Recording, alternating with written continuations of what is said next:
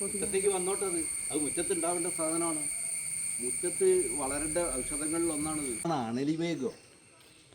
ഇത് ഞാനേ അഗസ്ത്യകൂടത്തുനിന്ന് എഡിസൺ വൈദ്യരുടെ ഗുരുനാഥൻ്റെ കൂടെ പോയപ്പോൾ അവിടെ നിന്ന് കൊണ്ടുവന്ന ഒരു ചെടിയാണ്. അത് ഇതാ ഒരുപാട് പേര് കുഴിച്ചിട്ടിട്ട് എനിക്ക് മാത്രം അവിടെ ഇത് ഉണ്ടായി കിട്ടിയത്. ഇതിനെപ്പറ്റിയൊക്കെ അറിവ് വേണ്ടേ?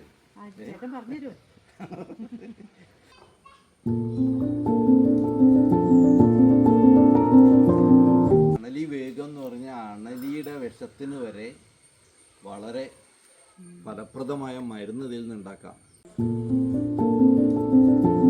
ആ അലമാറിയിൽ ഒരു കറുത്ത മരുന്ന് ഉണ്ടാക്കി വെച്ചില്ലേ, സ്ഫുടം ചെയ്ത് ഉണ്ടാക്കി വെച്ചതാ.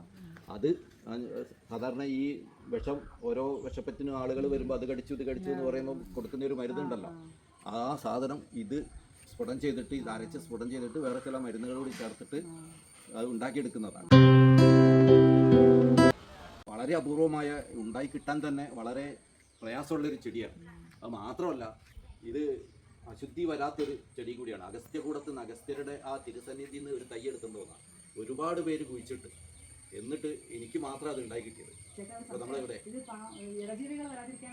ഇഴജീവികൾ ഇതിൻ്റെ അടുത്തേക്കൊന്നും വരില്ല. ഇപ്പോൾ പാമ്പൊക്കെ വരികയാണെങ്കിൽ ഇതിൻ്റെ അടുത്തേക്ക് വരാതെ ഒഴിഞ്ഞു പോകും.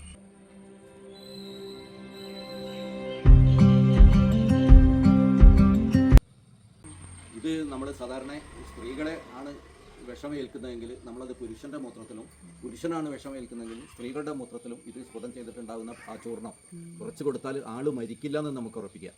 അത്രയ്ക്ക് ഔഷധ ഗുണമുള്ളൊരു സാധനമാണ്. ശരിക്കും ഈ ഔഷധങ്ങളെയൊക്കെ നമ്മൾ നിത്യവും നമസ്കരിക്കണം. അതിൻ്റെ ചുറ്റും നടന്നാൽ തന്നെ ഇതിൻ്റെ കുറേ ഗുണങ്ങൾ നമുക്ക് കിട്ടും. അതിനെ സ്നേഹിച്ചു കഴിഞ്ഞാൽ അത് വളരുകയും ചെയ്യും. അതോടൊപ്പം അതിൻ്റെ ഒരു അനുഗ്രഹം നമുക്കുണ്ടാവുകയും ചെയ്യും.